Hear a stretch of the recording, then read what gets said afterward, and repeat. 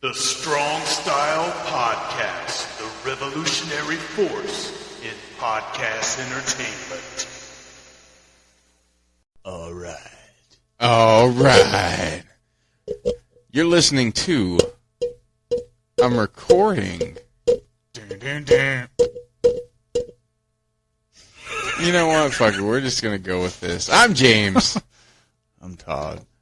And you're listening to a Strong Style Podcast. A goddamn strong style. Goddamn strong style. Yep. And there's a lot of news in the world of professional wrestling. We haven't done one in quite a while. Yeah, we've been occupied with life, but we're going to go over a lot of shit today. Go ahead, Todd. Well, where should we start? Wow! I guess we can start with the fact that WWE has been bought. Yep, by the same people that own the UFC. Yeah. What is their name? I don't know. It's maybe we should have been prepared for this. Enterprise? This is not Enterprise. That's the fucking car company. Yeah. I'll look the name up, but give us your thoughts on the merger. Well, it was certainly good for Vince McMahon because in order for this sale to go down, he had to, be around, and I'm sure he negotiated with the new company, and I really believe that's how he got his fucking power back. Yeah. Yeah. And, what's the name? Endeavor Group. Endeavor Group. Future endeavors is what's in a lot of people's future. The future endeavors is not looking good. Yeah. I don't mind the sale. It's whatever. I think WWE was worth like $9 billion, and UFC is like, I don't know. What was it, like 12 billion, 21? I don't know, some shit like that. But UFC is worth more. Yeah. Ain't that crazy to think that UFC, they got started in 1993, is worth more than a company that's been around as long as WWE?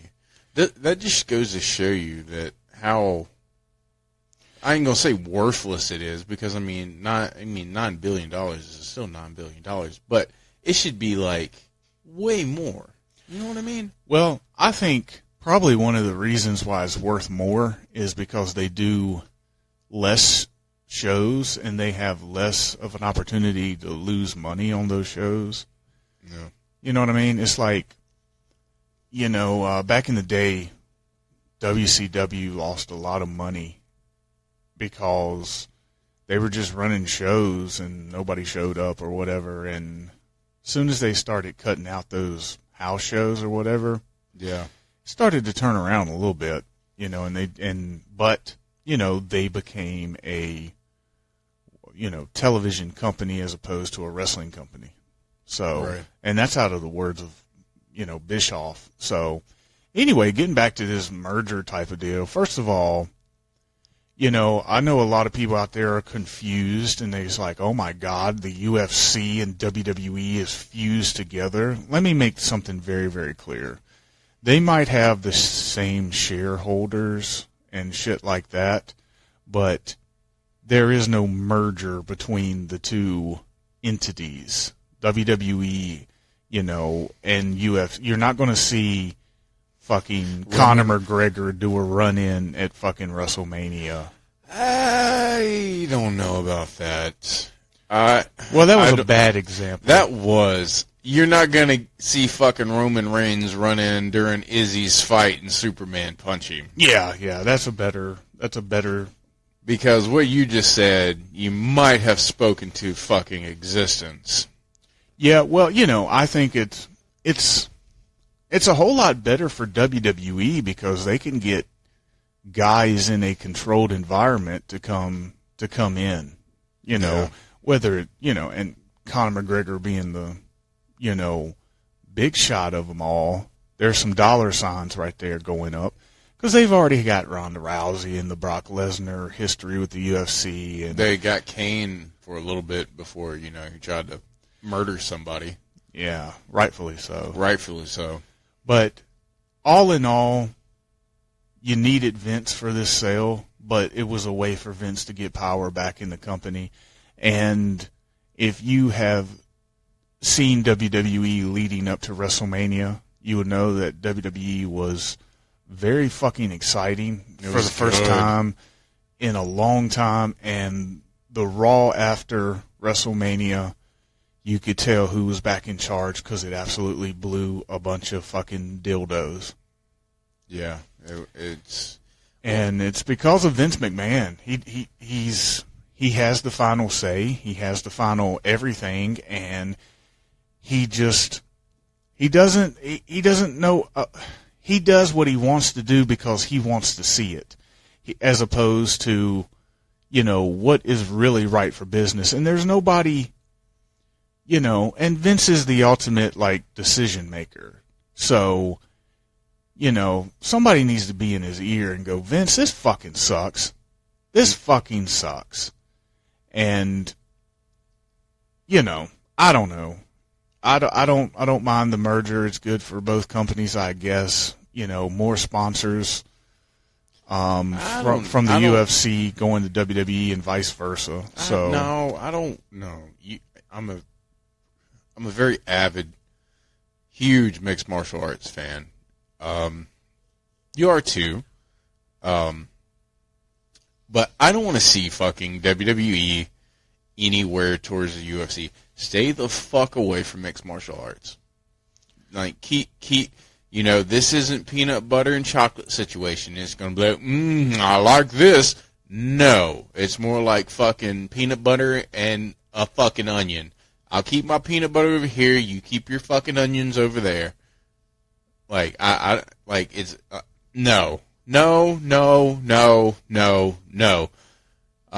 Vince McMahon looking like a fucking 1950s villain can take his fucking shit and stay the fuck away. Well, And you're right. Vince McMahon don't know what the fuck he's doing anymore. He's completely out of touch. It's fucking obvious. Some people will probably argue that, Vince was probably still behind the scenes the whole time. Okay, then why did it get good when he was gone, and then why did it start sucking when he came back? Is my question. Because I was actually into it. I was like, wow, this is, as Vince would say, this is some good shit, pal. Well, you could tell when Triple H was in charge of NXT was awesome. And then when you heard the rumors of Vince McMahon wanting to have more control of NXT, and he did, it got fucking unwatchable. Oh, yeah. Completely. It's fucking unwatchable. I don't give a fuck what you say. You well, this person's good. No, NXT as a whole was a great fucking show to watch. I'm sorry, but I'm not tuning in to watch one segment that you think is good, and the rest of it is the drizzling fucking diarrhea shits. Yeah, I fucking hate the fact that, NXT was like you said, as a whole was really good. Yeah. You had great wrestlers. You weren't just tuning in for one wrestler. But then we have this fucking Vince McMahon syndrome where he just fucking pushes down everybody and lets one guy shine, Braun Breaker. And it's stupid. Why have one star when you can have multiple stars? Yeah, WWE has been like that for the last 10, 15 years. And the reason why they are hesitant to make stars is because, A, they're arrogant and they know that no matter what crap that they put out, they're going to still have a core audience that's going to watch.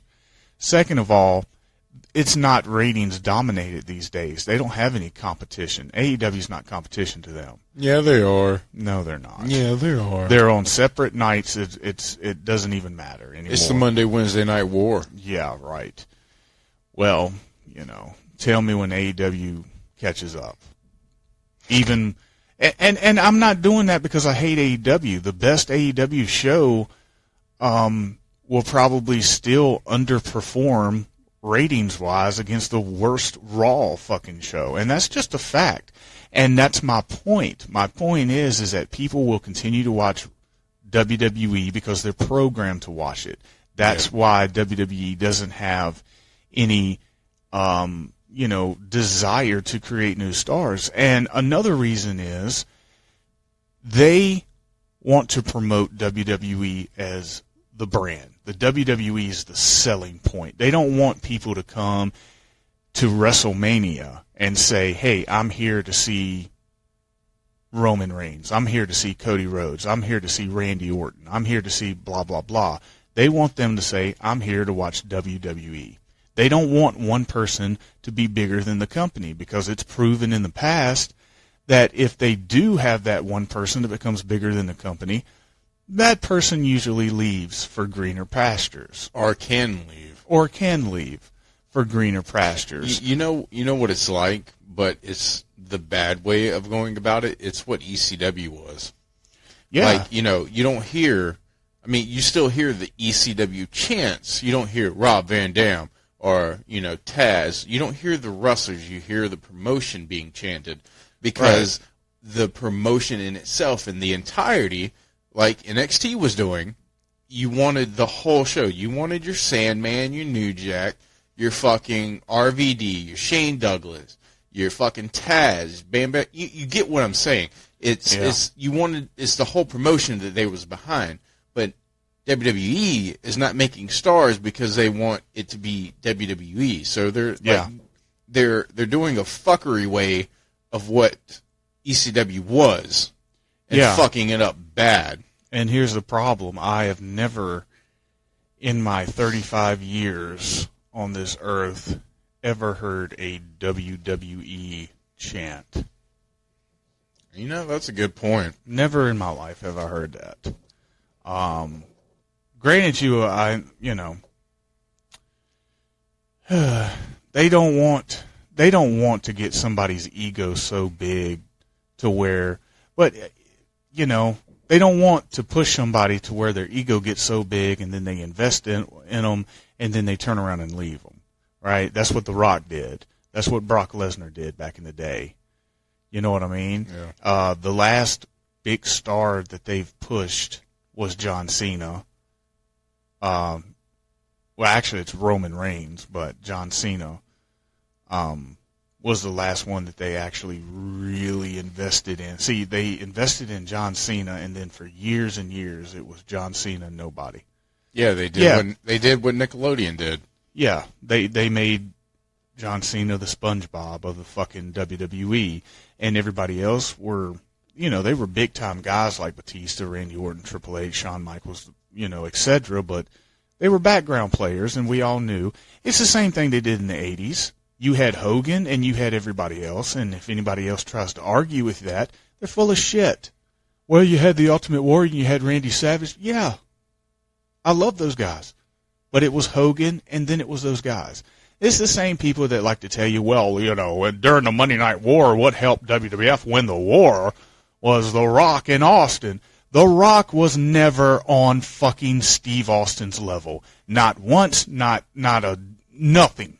Anybody that says that is full of shit and watches fucking WWE documentaries and is brainwashed. The Rock was never on his level. It was Steve Austin. It was everybody else. Plain and fucking simple. They like to take credit for that. Why? Because The Rock's a big Hollywood blockbuster star. And they always want to say, well, we were the first ones to put him out in the public eye. Yeah, you were. But he wasn't on Austin's level. Yeah, but they also shit on him after he left, too. Well, that's okay, too. And I'm sure 10, 20 years from now, they'll look back and they'll say, we had a great crop of talent. It was John Cena, and it was Batista, and it was Randy Orton. CM Punk. And yeah. No, they're not going to say CM Punk. Be realistic. Don't be stupid here. Oh, yeah.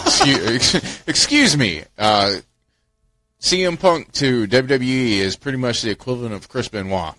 I am talking about people that they fucking wanted to be on top, not the ones that got over. Yeah. Whoops, my bad. like I said, 10, 20 years from now, they're going to try to convince us that Batista and Randy Orton was on John Cena's level, and we all know it was John Cena, it was fucking everybody else. Right. Stop trying to fucking jerk us off.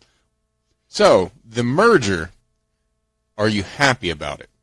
Or the buyout? Do you think it's going to be good? No. I didn't give a fuck one way or the other because neither one of the UFC or the WWE have anything to do with each other. Well, what do you think about I think that there's no goddamn big deal about this merger because no wrestling fan is benefiting from it. No UFC fan is benefiting from it.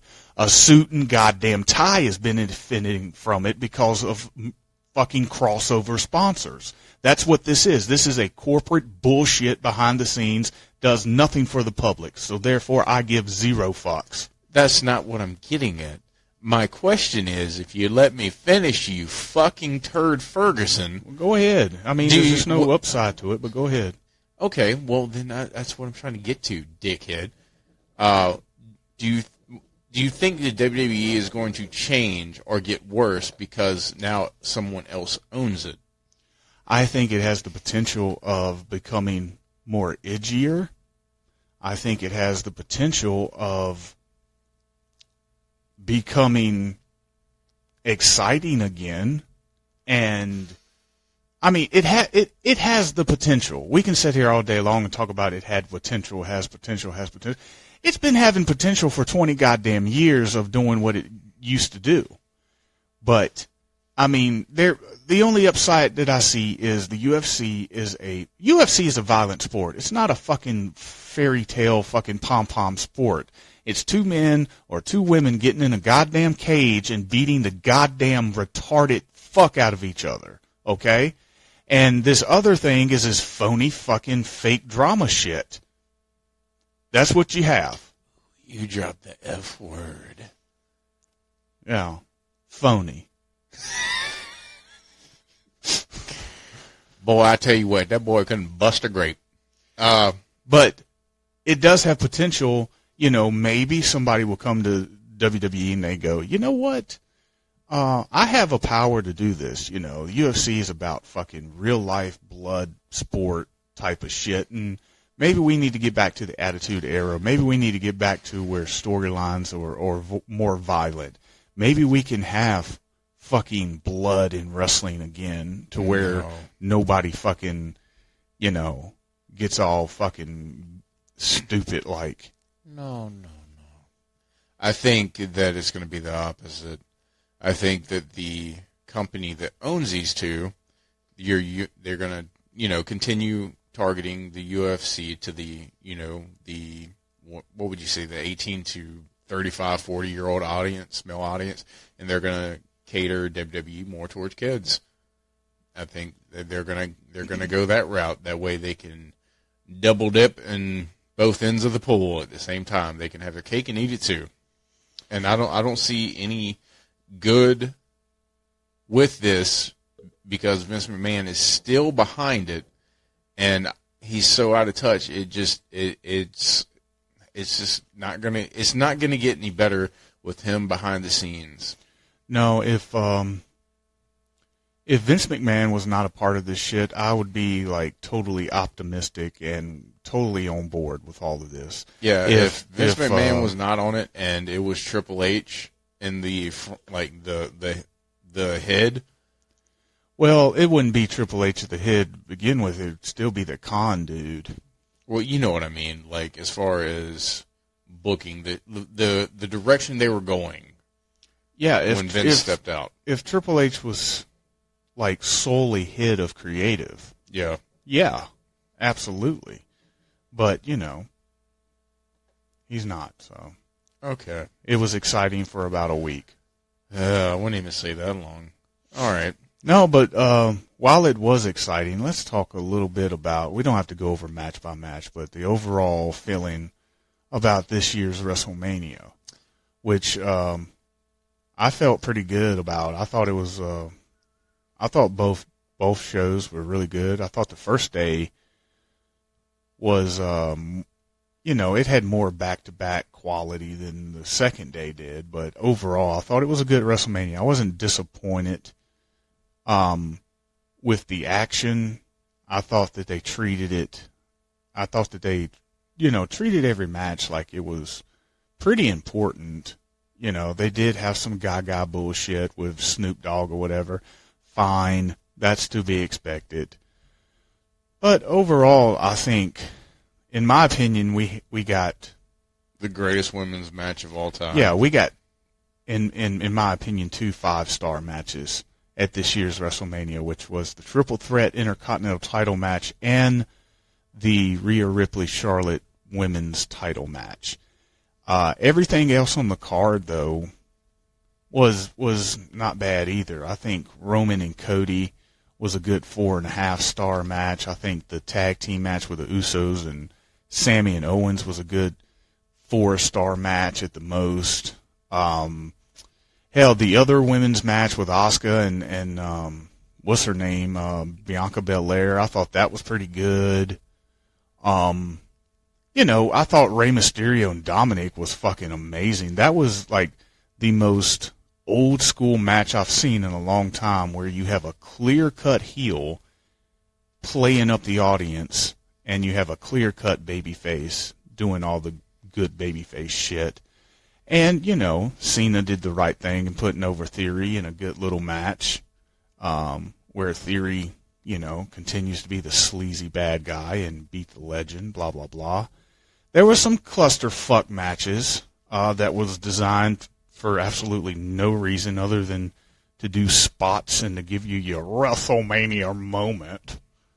But other than that, it was all right.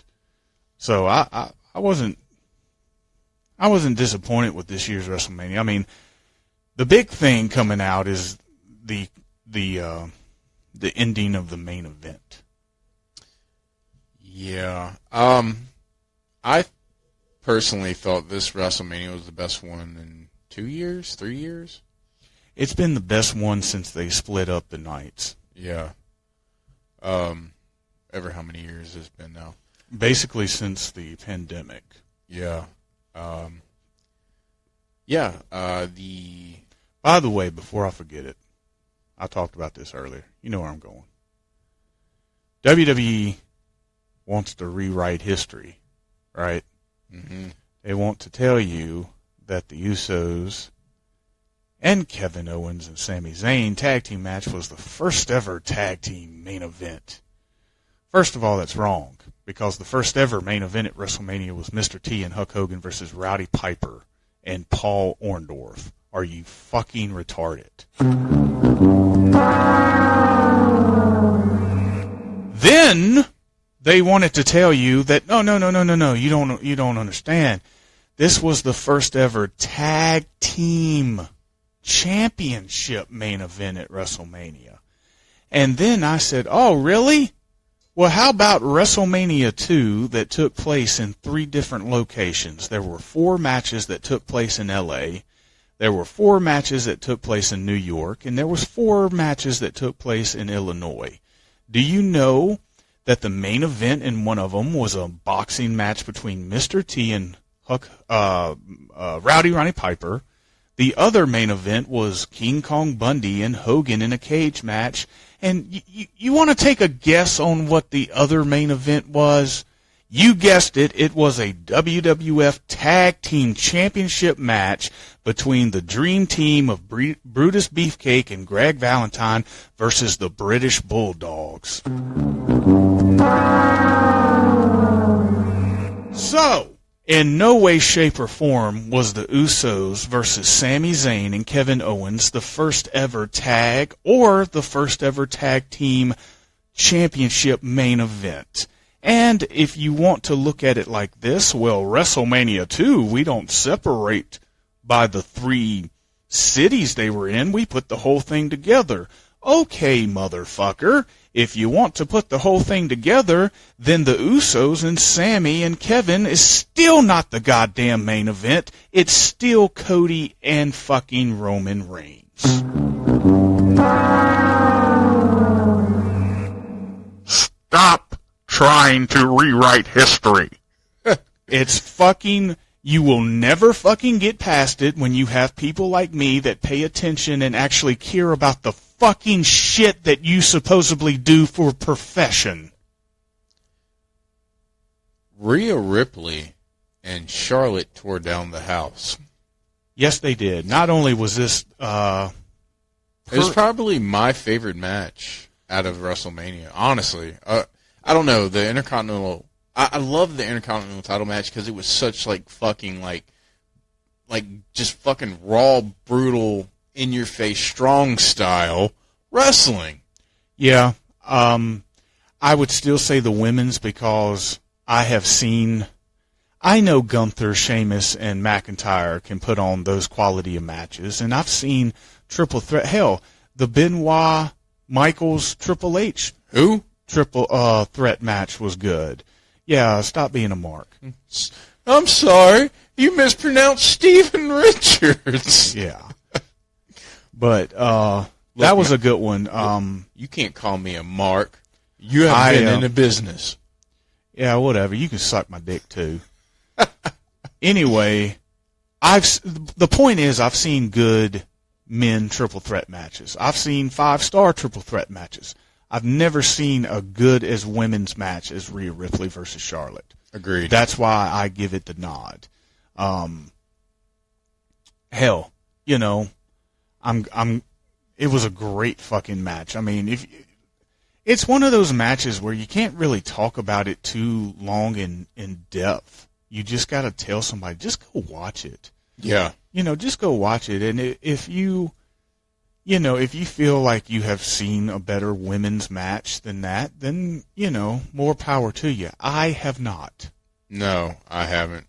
You'll probably get some internet Japanese fan going, well, you know, actually in Diamond, I saw such and such versus such and such in a very, very much better good match.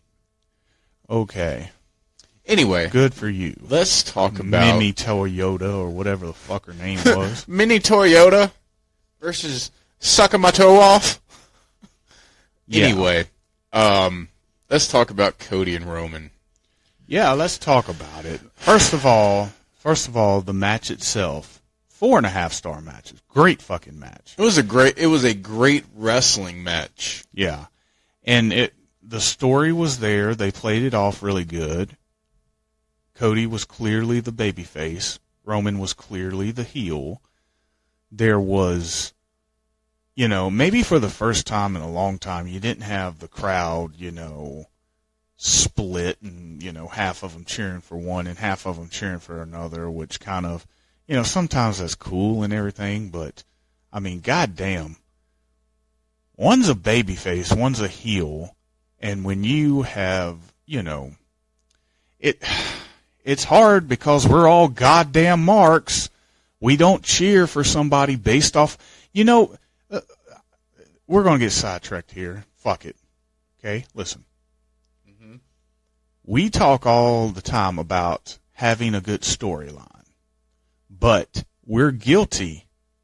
We're guilty of when they actually do have a good storyline. We don't give a fuck and we just cheer for our favorite no matter if he's the heel or the bad guy. And we shouldn't do that. We shouldn't do that and then bitch about a good storyline. Because if they're giving us a good storyline and we're still not booing or cheering for the clear-cut heel and the clear-cut bad guy and the clear-cut babyface, then, you know, what the fuck are we bitching for in the first place? So you're saying that we become the problem? We do become the problem, especially when you know, it's like, look at WrestleMania 18. You know, okay. Hulk Hogan got cheered out of the building and The Rock got booed out of the building. And a week before, Hulk Hogan ran him over with a fucking semi-truck. Yeah. Now you tell me that storylines matter, but we have shit like that going on.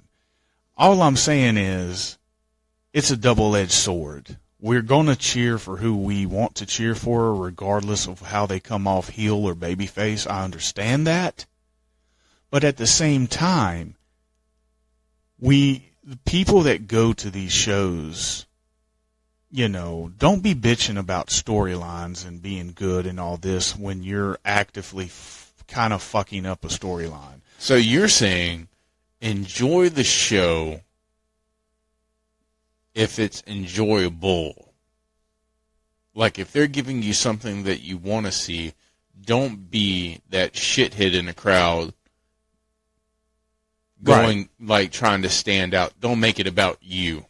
Like, you know, if you're a person that gets online and you bitch about storylines not being there, and then they give you a storyline, and then you happen to get tickets to the next pay-per-view, right? And you're an avid supporter of, you know, storylines need to be pushed to get people interested, and then you go to the show and you kind of ruin the fucking storyline by cheering for the fucking heel just because you think he's a better wrestler. You know what I'm saying?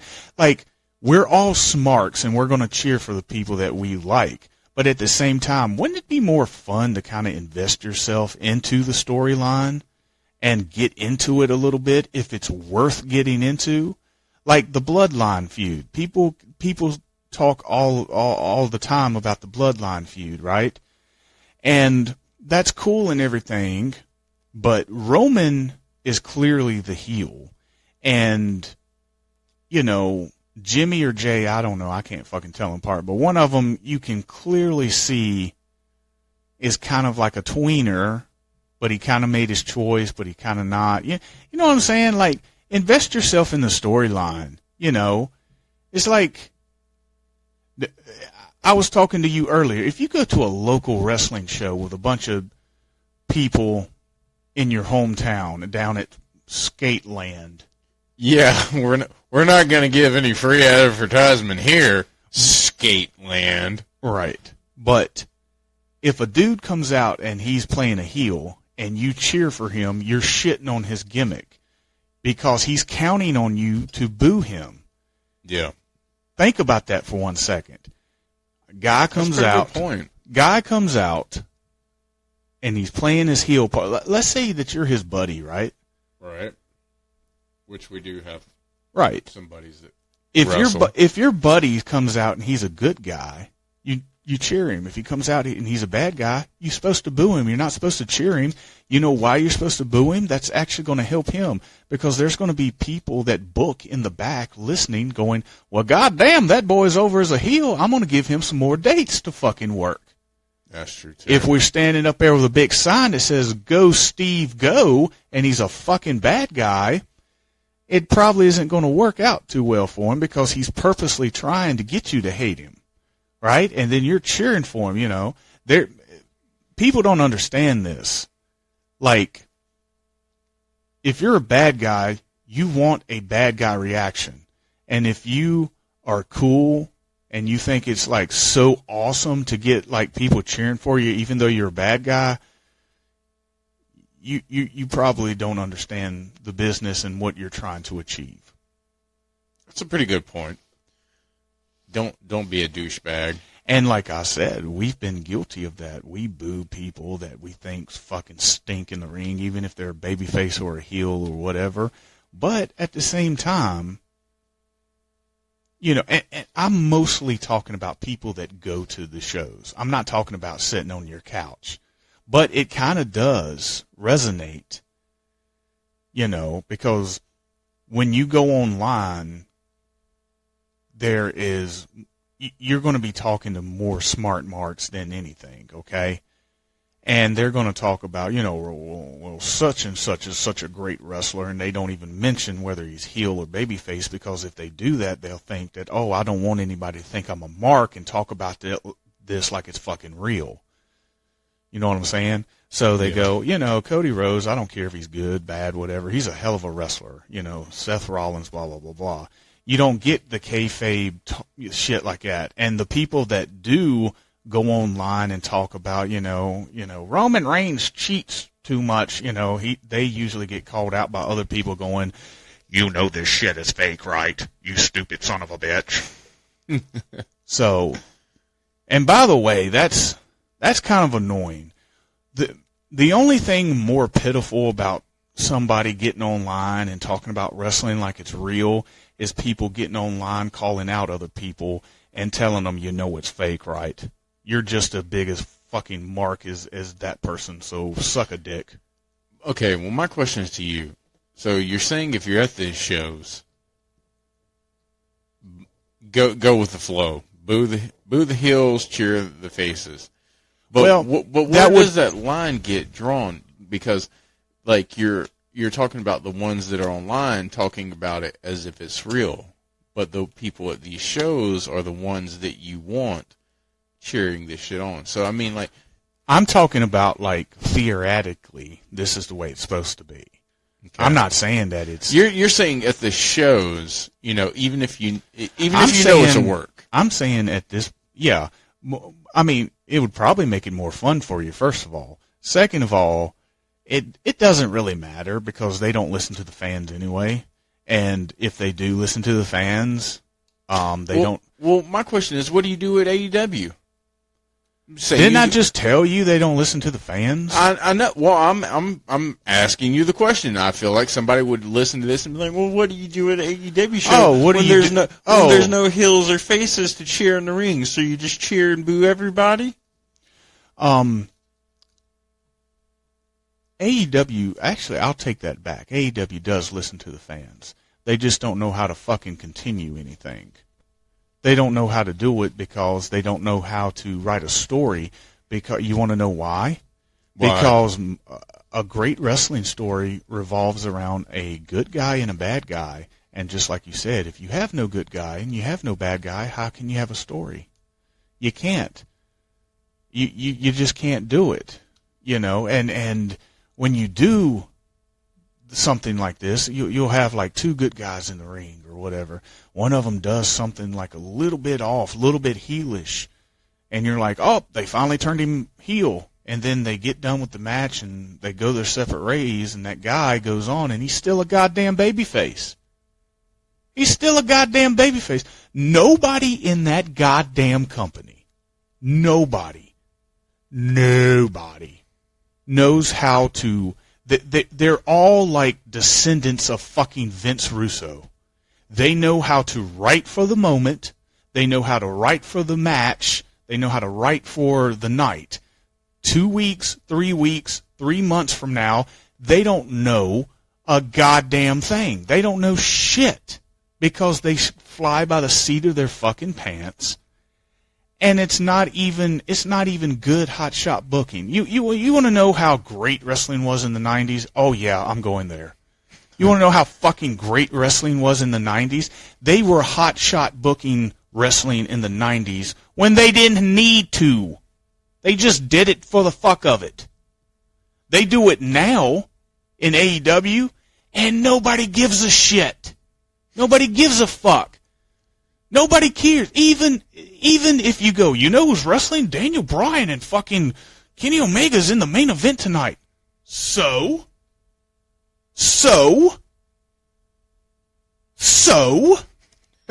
Nobody gives a good goddamn retard fuck.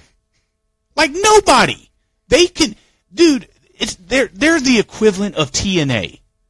They can get Sting, Hogan, Angle, anybody they want to, and nobody would give zero fucks because of their presentation, because of the fact they don't know how to book. Because if you look at their show and you look at WWE, you might say, oh, well, AEW's better tonight. But overall, does AEW do anything to establish a hardcore fan base that's going to be with them for 40 years like WWE has? Can AEW make a fucking, jerk off sitting in his lazy boy go, well, I've been watching this for 20 years. I guess I'm going to still watch it. No. They're not going to draw any new fans. The fans that like AEW are the fucking internet fucking indie fucks anyway. And they're going to stick with them no matter what. They cannot draw any mainstream fans. You don't have anybody sitting in the audience going, I don't know what the hell's going on, but I just bought a ticket. Like you do in WWE. You don't have those people. And those people add up. And those people are what sponsors go for. And that's why AEW will always be what it is. I don't care that Tony Khan has more money. You can be the best looking fucking hooker in Mississippi and still have no teeth. And that's AEW. They are the best looking hooker in Mississippi with no teeth. What did you think about the finish of Roman versus Cody? And I think that I don't hate AEW. I just hate the fucking fact they don't know what the fuck they're doing. Like, give it to somebody. We don't have to listen to Arn Anderson.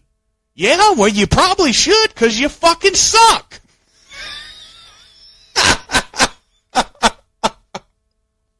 Mark Henry tried to give me advice, and I told him to piss off. Yeah? And tonight really showed it, too, because your segment fucking sucked. Maybe take off those rose-colored glasses and put your head out of your ass and fucking do... you know what? Cody and Roman had a good match. The ending was kind of weak, considering the fact that they threw my dude out. What's his name? Solo? Yeah. Is that his name, Solo? We're going to call him Soho. Soko? Soko. Well, Soko Zuna got thrown out earlier in the match. Yeah. And it's Umaga's kid, right? I believe so. No. I believe he is literally the little brother of the Usos. Okay. I believe that Rikishi is still his daddy. I'da pappy. And then, the Usos run back in, and then, you get the whole thing where Kevin and Sammy come out and clear the Usos, and then... Your fuckery. Yeah. That was a good finish. Just not a WrestleMania main event finish. That would have been a good finish for the next pay-per-view, Backlash, or something like that. One of your, I don't want to call them throwaway pay-per-views, but your kind of B shows. This is not a finish that you would do on an A show. This should have been... This is the way, personally, I would have done it. Cody beats Roman 1, 2, 3 without any fuckery, and we go on to Monday Night Raw, and you have the Usos no belts, you have Roman no belts, and they're blaming, Roman's like, where the fuck were you? You're supposed to have my back. I'm the tribal chief. Where were you? You're here to help me. And the Usos go, well, wait a minute, motherfucker. We lost our belts too. Where were you when we needed you? Why didn't you watch our fucking backs? And you have that conflict, and that's when you get Roman's true colors come out and say, well, your tag team titles really don't mean shit. My title meant the most. And then, oh, okay, I see, motherfucker. And you have the bloodline explode from the inside.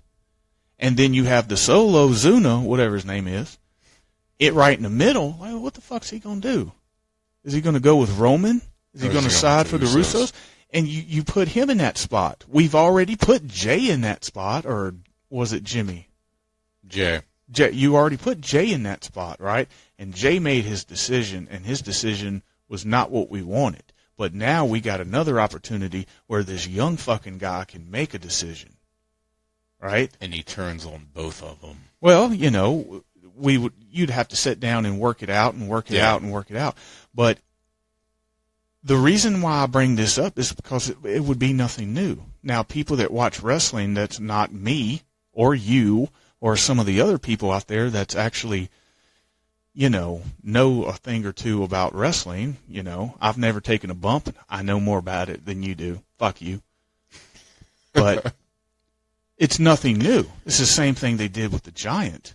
After Starrcade 96, when Rowdy Ronnie Piper beat Hulk Hogan, Hogan looked at the Giant and said, where the fuck were you? You were there. You were supposed to watch my back. You dropped the ball, you big dumb idiot. And he looked at him and he said, well, wait a minute.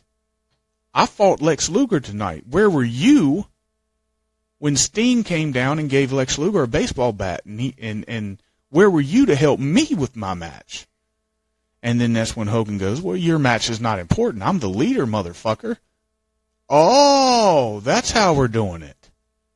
It's nothing new. Nothing in wrestling is new. That's why I get so frustrated when I see things and I see the way it should go, and then I see the way it does go, and I just think to myself, this shit is not hard. These people, these storyline writers, these people that are coming up with all this shit, they are so overcomplicating the shit, and it doesn't need to be. All you have to do is take something from the past and do it with new characters. Like I said, that whole Hogan Giant thing, do you think anybody that's a WWE fan today would even know that's where that storyline came from? Probably not. No, they wouldn't have a fucking cunt hair. No. Nothing. But they want to overcomplicate things, and they take things into a nonsensical fucking way. You want to know why? Because all the storyline writers are not wrestling fans. They're fucking sitcom writers. So they don't write a wrestling show for wrestlers to pull off on a wrestling show. They write a fucking sitcom that actors should pull off on a fucking soundstage. That's why the storylines fucking suck. And that's why, out of all the WWE right now, there's only one fucking storyline to talk about. One storyline, because that's all that's going on. And it's that Bloodline one. It actually is going good right now, surprisingly. But you would think with 2 fucking shows, a company worth $9 million fucking dollars, a fucking developmental program, a fucking streaming services, that you would have more than one goddamn storyline going on in your company. But you got one, and that's what people are talking about. You want to know why? Because you haven't given them anything else to talk about in forever. So is it that the is it that the Bloodline is really good, or is it just we haven't had a good storyline in 10 years? But you don't need storylines anymore these days. Well, no, they just get in the ring and wrestle. Sometimes they take light tubes and stick it up their fucking asses and fucking fart out fucking goddamn, looks like a blown fuse when it comes out. So, okay, I thought the WrestleMania match with Cody and Roman was, like I said, a great, spectacular wrestling match. The ending, you kind of fucked it up for me, because I thought that it was Cody's moment. I think that he should have got the belt. Ditto. I think that what you said would have worked great, because then, you have this problem going on with the Bloodline, and Cody's a champion, and it starts to implode from within. But now, what the fuck where do they go now? Because now we got Cody and Brock at Backlash WrestleMania. And this is another thing. I go online and I see people talking about this, and they go, Brock needs to destroy Cody. It's just not realistic for Cody to beat Brock, this and that. And I'm like, It's not realistic. It's wrestling. Yeah, you're talking about being realistic in a fucking unrealistic world. And besides, was it really realistic the 2 or 3 times Seth Rollins beat Brock Lesnar? But Seth Rollins beat him. Yeah. Because I like Seth Rollins. Seth Rollins is a better wrestler. Yeah. Well, here's the thing. If Cody, first of all, I wouldn't have booked this shit anyway. But now that we're here, we got to talk about it. The way it should be is that Cody fucking beats Brock. I don't give a fuck he beats Brock. He needs that big win. People say, well, Cody Rhodes is a big deal in wrestling. He's a big deal in wrestling. He needs to be an even bigger deal in WWE fans' eyes. Okay? Do you not understand that a professional wrestling fan and a WWE fan there's some major... 2 different... there's 2 different fucking things. Yeah, it's 2 different things. Perception is reality. that WWE fan doesn't know what Cody did outside WWE. They don't know that he's been Ring of Honor champion and he did this and he did that and he started AEW. They don't know that.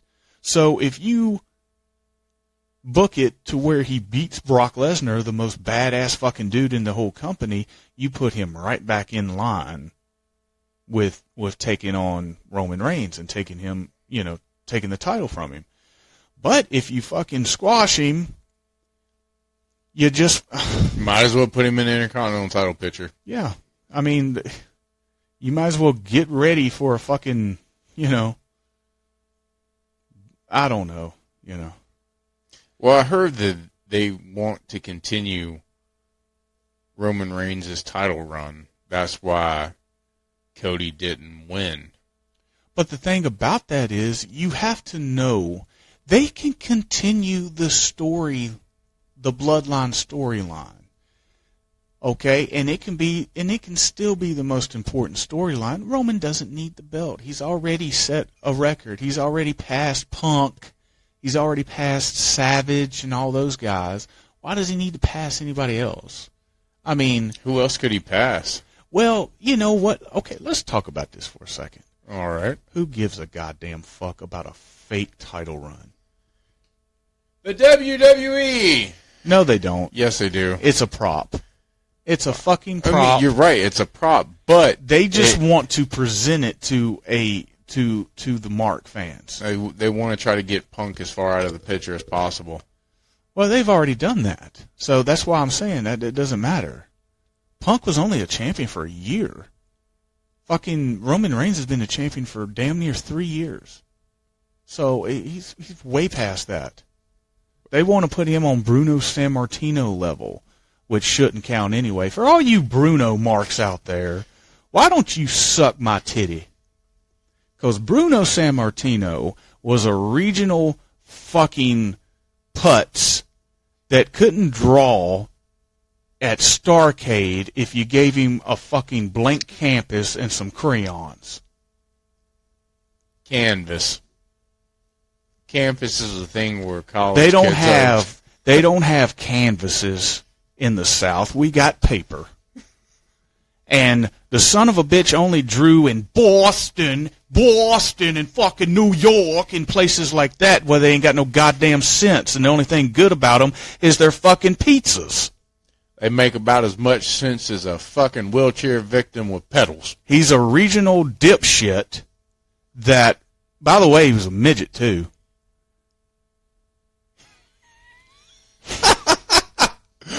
He's so happy to be here, Vince.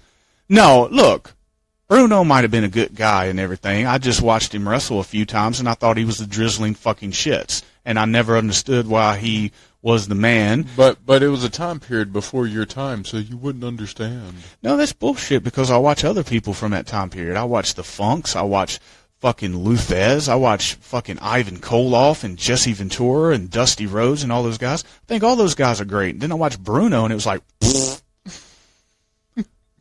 You want to know why? Because the WWF has kind of always sucked. You know what I'm saying? It's like, look at our champion. We got fucking Opie Taylor as our champion. Fucking Bob Backlund. Come on. Bob fucking Backlund. No, and then people want to wonder why Vince went with a fucking 6'7", 300-pound Hulk Hogan. Well, look at the money that Hogan made in a year as champion, and look at fucking 4 years that Bob Backlund was a champion, and you tell me who outdrew one another. If Bob Backlund really does make you recite the presidents in order to get an autograph, fuck you, Bob Backlund. Fuck you. Yeah. And I am a mat aficionado.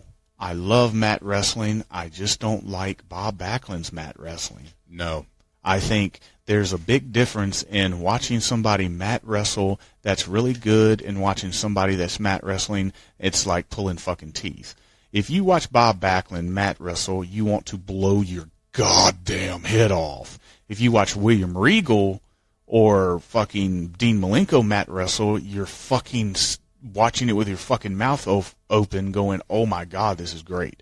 So don't confuse. Don't confuse this. Like, people always want to get on me when I talk about all these fucking, high spot kids, the fucking, young fucks. The fucking aging rockers.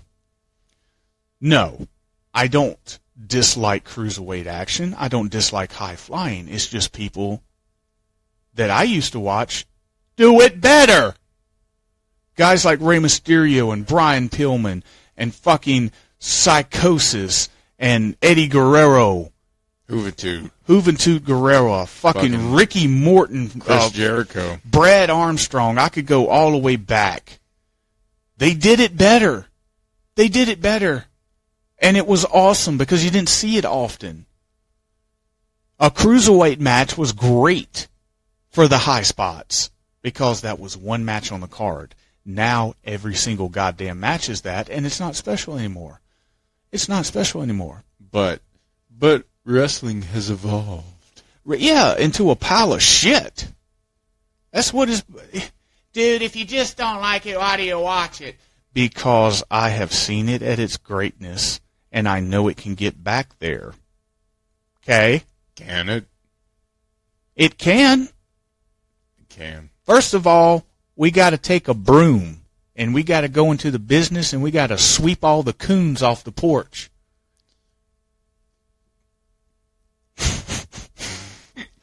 Raccoons is what I meant. That was a Forrest Gump. Who gives a fuck? We're not going to get canceled. Nobody listens to this shit. Mama said coons come on the back porch all the time. We just sweep them off with a broom. Mama said when he threw that super kick, he slapped his leg.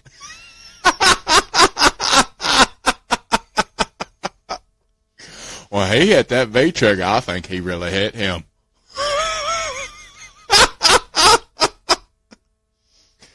I sure do like that Darby Allin.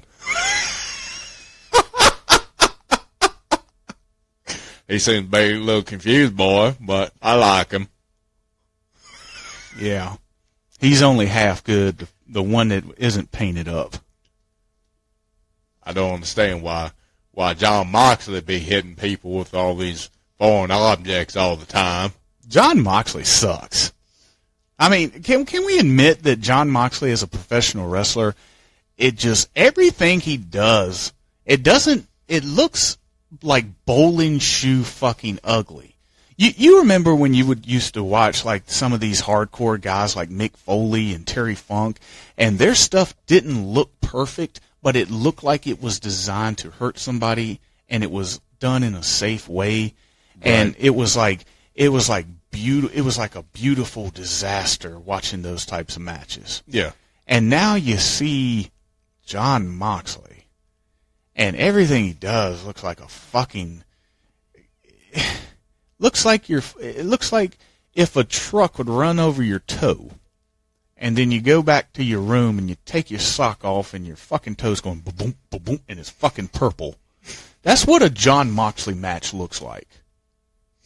It's fucking awful, and the thing that really throws me off in a John Moxley match is he uses wrestling psychology during hardcore spots. You understand what I'm saying to you? Break it down for somebody. Like, dude will get clothesline, and, they'll pop back up, and they just have a rush of adrenaline, and they'll come back, and they'll, do all this. He gets hit in the fucking head with a brick and does that. It makes no goddamn sense when a normal person would be out. Right? Like, right. He would sell a fucking clothesline like he just got killed, but if somebody hits him in the head with a goddamn hockey stick with a blade on it, he pops up like he's Superman. That's another thing I don't like about him. It's fucking stupid, and it doesn't make any sense, and he does it for a pop. And there's people out there that still go to GameStop and buy fucking Funko Pops that love it. My thing about John Moxley that I think's funny is that a lot of people complain about the WWE formula and how they ruin wrestlers when they come there. For John Moxley, It was the complete and fucking utter opposite, because they convinced us that this guy was the breakout superstar of the Shield and is a fucking former world champion. Yeah. How fucking crazy is that? I wouldn't put the fucking FTW title on fucking Jon Moxley right now. Yeah. Me and you talked about that before. We talked about how having the handcuffs on Jon Moxley while he was Dean Ambrose was the absolute best thing for him, because they actually got the best of him out of that. Yeah. He goes to AEW and he's got free range to do whatever he wants to. Free range chicken, baby. He's a goddamn turd in the punch bowl. Yep. That free range chicken just fucking... And by the way, ugh. Did you ever hear his interview with his wife on his podcast and all that? I heard some clips, but I can't listen to him talk. I can't either, because at first I'm thinking, well, this is a gimmick. But then I listened to him and I realized he really is one of the dumbest son of a goddamn bitches in the fucking wrestling business. Yeah? He's completely fucking unintelligible. So you're saying he's very incoherent? I'm saying that you're not going to get any intelligence out of this guy whatsoever. I'm saying that the goddamn character Terry Funk played, Jon Moxley, is. Oof. Yeah. But he doesn't do it for entertainment purposes. He does it because he thinks it's... And every time he talks, he's like, hey, man, and I had that match with Jericho, which was fucking cool, by the way. Nobody thought it was fucking cool. They all said it was a shits. Drizzling. Yeah. Like, he thinks everything people thought that his appearance on the Stone Cold podcast was just him being defensive and everything. No, that's him. He's a boring piece of shit and thinks that everything that he does is great. And when you have Steve Austin sitting there going, dude, you're getting stale and you fucking stink, and you don't take that to heart, something's wrong with you. And there's tons of guys like him in AEW. See, he's an elder guy in AEW, and he's teaching this quality to all these other people, so they don't listen to anybody. Just do your own thing, man. Do your own thing. Drink it in, man. I'm going to get mad at CM Punk because he didn't give me the first interview when he left WWE. He gave it to Colt Cabana, so all these years later I'm going to come out and be a bitch about it. He's referring to Chris Jericho, if you don't know. That's why he's mad at CM Punk, is because CM Punk, when Jericho had his podcast, Jericho... He still does. Do what? He still does. Well, when he had it and people gave a shit, he wanted to get CM Punk on there after the first time he left WWE, or the last time, or the only time, however you fucking want to phrase it, when he left for good. He told him to piss up a goddamn rope, and he gave the interview to Colt Cabana. Ever since then, Chris Jericho has had a tampon up his dick hole about CM Punk. Yeah. And when all this shit went down with him and the Bucks and Omega and all that, Jericho was rubbing his fucking 53-year-old hands and rubbing his fat jelly belly going, ooh. Well, let's dive into Punk. Well, let's dive into the fact that Jericho had no problem with Punk coming in because he knew it would be a goddamn rating. But now that everybody else is turned against him, Jericho's like, yeah, I always knew he was a fucking asshole. Like, yeah. Shut the fuck up. Like, Jericho has, the older he's got, the more he sticks his foot in his mouth every goddamn time he opens it up. But if CM Punk's not there, he's the star. He's the biggest star they have. He's the most well-known star. He's the biggest star that they have. When Punk's there, the light's not on Jericho. Well, and... I mean, think about it. I mean, if I was Jericho, and we got this big goddamn Wembley Stadium show that holds 90K, who do I want to work with on that big show? I'd be looking at Tony Khan going, you fucking snowman. Call him up. Tell him that he's going to be working with me at the biggest fucking stadium show that we possibly can do. But no, he probably wants to work with Jungle Boy. I mean, well, okay.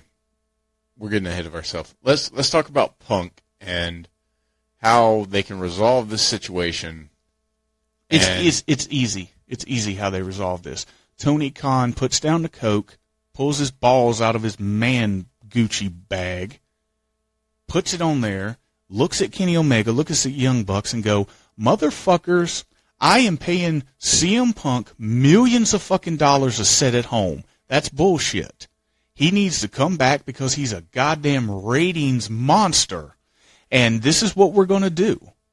I'm either going to book him and FTR against you three in a 6-man tag at this big Wembley show, or we're going to have FTR and the Bucks in the co-main event. We're going to have Kenny and Punk in the main event. And you guys are going to work together, and you're going to keep each other safe, and you're going to be goddamn professionals. That's what should happen. Simple. Wow. Simple. You made that sound easy. It is easy. No, it is. But when you're involved with Tony Khan, nothing is easy because the you can look into his eyes, man. Look into his eyes. If they can quit moving for a moment. The dude is so goddamn not there. That's Booker of the Year to you, buddy. AEW's been around for what, 4 or 5 years, and he still acts like it's, the new puppy that came at Christmas. Yeah. Oh my God, we're going to do so much. Like, smoke this and shut the fuck up. Do you let Kenny and Punk pretty much make it as believable as possible, like airing their shit on television? Yes. Cause personal conflicts creates cash. Simple. When you have a real life problem with somebody and you're in a fake business, you do that type of shit.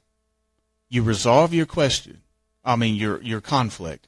You go up to them like Bret Hart went up to Shawn Michaels. Hey, I don't like you. I think you're a fucking fag. But when we get in the ring, I'm going to keep you safe. Now the son of a bitch can say, well, I'm not going to do the same for you like Shawn Michaels and get a clunk of his fucking hair pulled out. Or he can say, okay, it's the old Scott Hall thing. I don't give a goddamn fuck if you want to be my friend. Do you want to wrestle me and make money? That should be the attitudes. That should be the attitudes. If I come to you and I say, hey, I want you to work with so-and-so, and I want you to put over so-and-so, and you go, but I don't like him. I don't want to put him over. But you realize that that is the better option right now. It makes no sense for you to win the match. If you won't do it, then I will fucking get rid of you. Yeah. That's the way I do it. And I think that Punk has done a lot of dude, how can you not see things from CM Punk's point of view? The guy broke his fucking foot.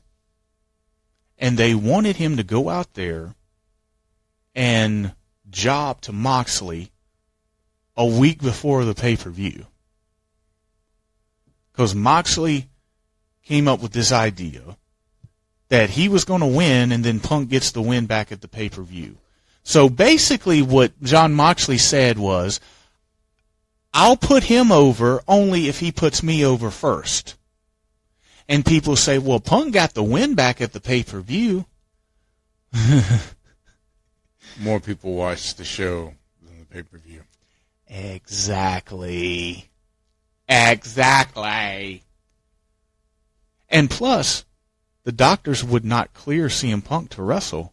And they told him, they actually told him, you don't need to be cleared to go out there and just job. Yeah. So what was it going to be like? He go out there fucking clothesline. You know what I wish DDT, 1, 2, 3.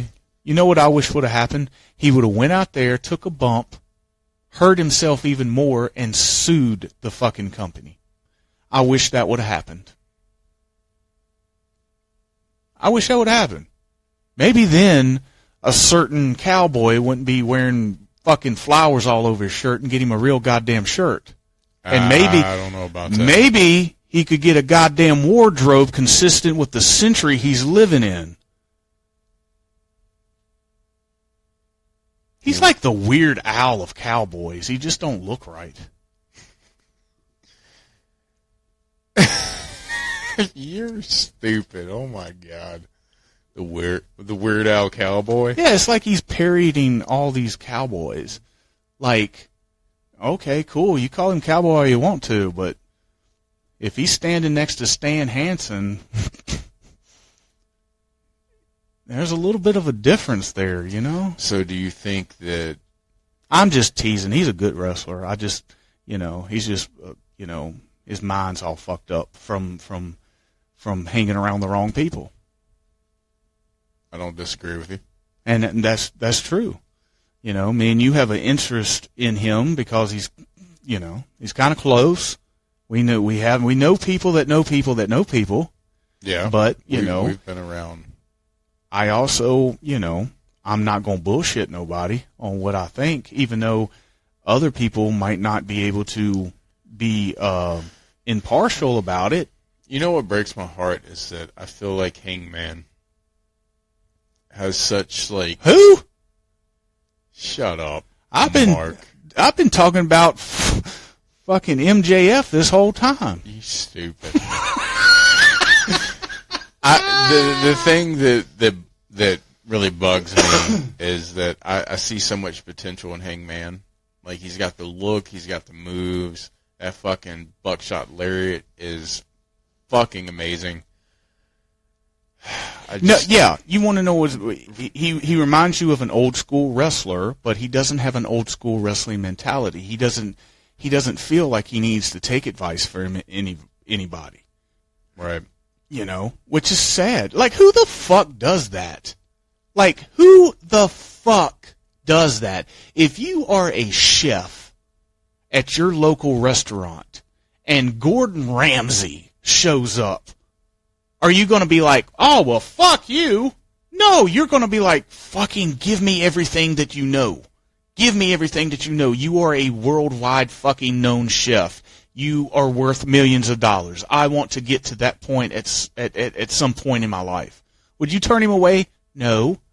If you were a basketball player and you're down at the fucking rec center, right, and Michael Jordan fucking shows up, are you going to be like, no, I'm not ready. I don't really want him to show me any moves. I don't really want him to give me any advice. Are you fucking retarded? Why? And if you're a wrestler and you have Big Show, Mark Henry, Arn Anderson, William Regal, you have all of these people who have been on the mountaintop, that's made a lot of money, that's been in every boom period in professional wrestling. They have seen what works, they've seen what doesn't work, and they want and now they have no Vince McMahon behind them, so they don't have to come up to you and say, this is what Vince wants. They don't have to do that. They come to you and they say, hey, this is what I see, and they actually can give you good advice, and you don't take it? You're a fucking putz. But you know what? He did take advice because he didn't just do this on his own. Kenny and the Young Bucks, that's their mentality. So that's his mentors. That's who he's learning from. So he's learning not to learn from other people, only from them, so they can keep their close tit night. What's a tit night? But I don't know what a tit night is. You're trying to say close, tight-knit group. Right. And they feel that if they take advice from anybody outside of their little group, it would be betraying or some shit like that. That's why Cody left. That's why Cody left. He won't admit it, but if Cody wouldn't have left WWE, he would have blew up the same fucking way that CM Punk did. You mean AEW? Yeah. WWE. If he wouldn't, out of all that, that's what you heard, fucker. No, I'm just making sure that people that are listening know what the fuck you're talking about, because he was in the WWE before he was in AEW. You're saying that you should have just let it simmer. No, because you're gonna fucking you fucked it Everybody up. knows that I meant up. when he left AEW. Monday, you fat piece of shit. Yes, when he left AEW. Well, go ahead, Paul. Say something stupid. Fuck. All right, Brock. Jesus Christ. Yes. Have we ranted enough? Every time we do a goddamn show, it's just bullshit random ranting on my part. This is why I don't like discussing fucking modern wrestling, because it fucking makes me so goddamn mad. Well, this is entertaining. So tell me about Wembley. We're going to end this on Wembley. Okay, for those of you that don't know, Wembley Stadium is a big, huge stadium show in England. Okay? Back in the day, WWE went there in 1992 and sold the place out. It was a huge show. The Legion of Doom was on the show. The Road Warriors were on. Road Warriors and Legion of Doom, the same goddamn people. What the fuck's wrong with you? Oh, don't correct yourself. Let it simmer. Hush down, fucking Opie. Kamala and Taker was on the show. Brett and Bulldog was in the main event. We had Savage and Warrior in a match. I mean, all those names on that card, you can see why it sold out. Who the fuck? Well, let me hold that. We have just been told that AEW is going to run this because, you know, Tony Khan snorts cocaine and does things on dares. I dare you to run Wembley, you stupid son of a bitch. Okay, it's done. Who the fuck are they going to put in the main event? How are they going to do this? Like, yes, WWE sold it out in 1992, but look at all those names that I just mentioned. Yeah, but a lot of people are going to say, but in 1992, WWE wasn't as popular neither. Yeah, well, you know, Ultimate Warrior, Randy Savage, Bret Hart, British Bulldog, Shawn Michaels, the Legion of Doom, Money Incorporated, The Undertaker. Any of those names you think compare to a name from AEW? I don't know. Jungle Boy, Darby Allin, Hook, Dark Order. Fuck. What are they? I mean, I don't get it. If they can do half of that, that would be a fucking miracle. If they could even like do 30,000. Dude, the reason why I scoff at this is because they can't even sell out little rinky-dink arenas in the States. You know what's going to... I'm not going to say they're going to do it, but what will get them closer to it is if they do AEW versus New Japan. I guess. I think New Japan sucks a fucking dick, too, these days. I think New Japan has sucked for 5-6 years now. People ask me that, found New Japan on TV. Keep it. Yeah, but you can say that, but they still have some wrestlers in their promotion that would be a dream match. Like who? Okada and Punk. Yeah, there is no Punk. There is no Punk in this situation, okay. Though. Well, we're talking about how... Okay, I mean, there's no... You want to fantasy book this to make it work. Oh, I said. That's how you do it. I did that earlier. Punk's got to be involved for... Yeah, I did that earlier. Punk and Omega, or Punk and the FTR versus the Bucks and Omega. Certainly, the rumor going around of Bill Goldberg being involved, regardless of how you feel about him, that will sell out a show. I think a triple threat with Okada, Kenny, and Punk would be amazing. Well, Tanahashi versus Hangman, that would be a pretty solid match. Or Tanahashi versus MJF would be even better. There's your face, there's your heel. that I could see. Or Okada, MJF. Hangman's lost a little bit of steam to have a big match like that, but I get what you're saying. I mean, you could put Hangman.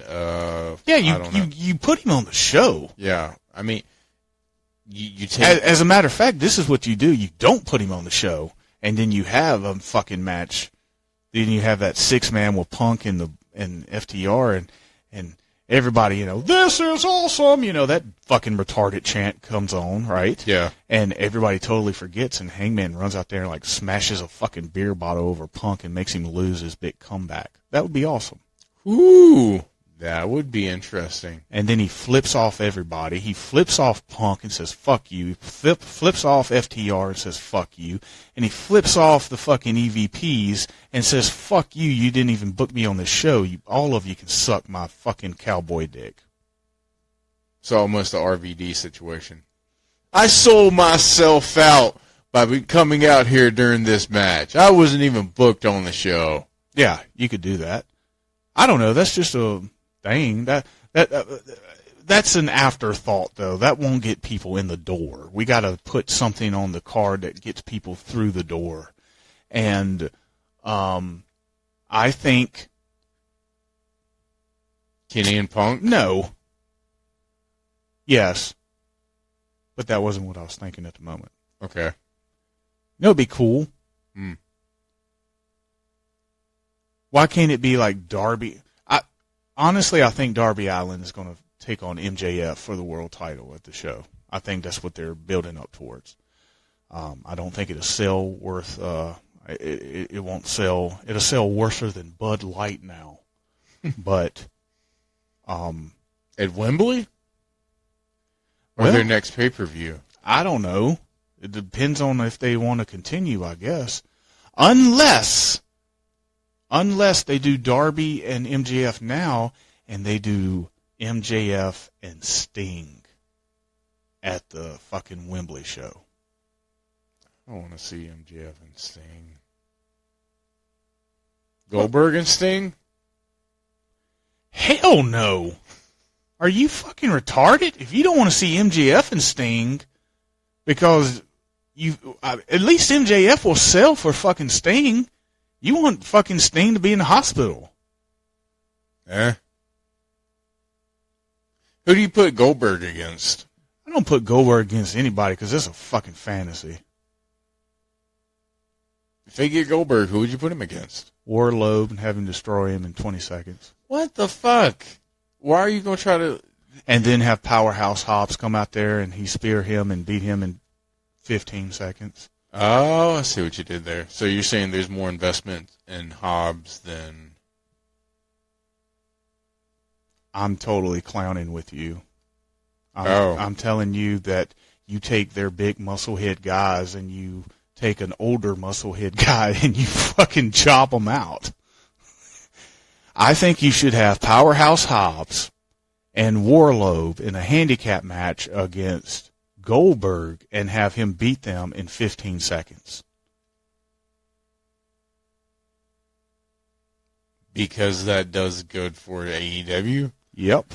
It makes them about as much fucking booking decisions as they do anyway. Oh, I forgot about the stipulation. He's got to have one fucking hand tied behind his back. He's got to have a pirate patch on. And let's see here. What else? There's going to be a pole of some sorts. Like something on a pole. Like brass knucks in a box on a pole.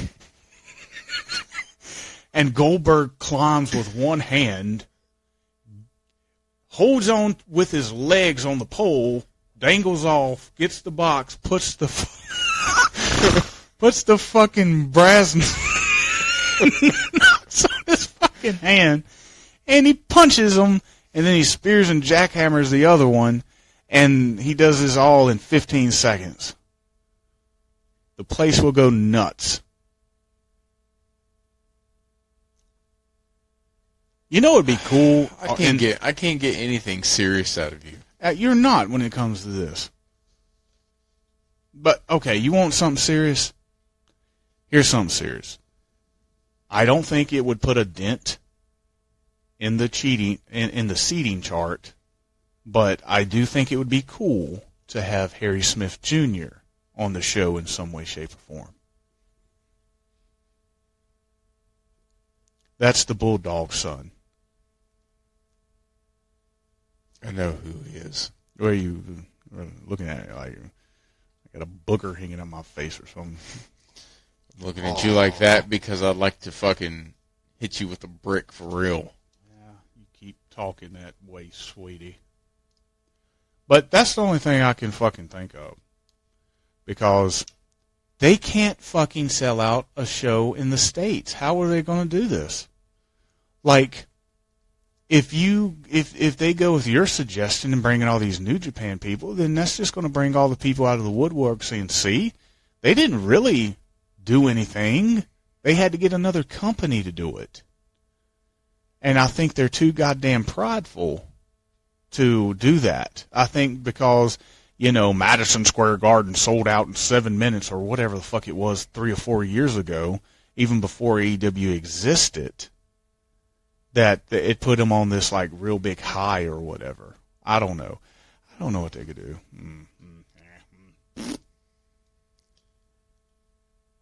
It's been real. It's been fun. I hated it. But it hasn't been real fun. We want to say thank you for listening to this fucking conversation. I'm Todd. I'm James. Toodaloo. And remember, stay positive. You're a piece of shit. Fuck you!